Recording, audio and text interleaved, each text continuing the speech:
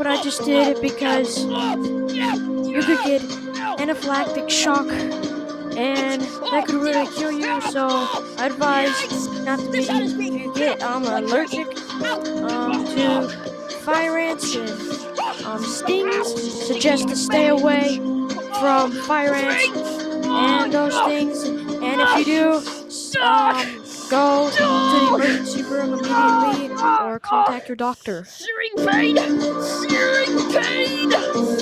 Oh, ant bites! Ant bites! Oh! Bad bites! Oh! Oh! Ant bites! Ant bites! Searing pain! Alright, it's been a few minutes after the ant bite video, the fire ant video here, and my hand is starting to swell. See here, all these bites and everything. So let's see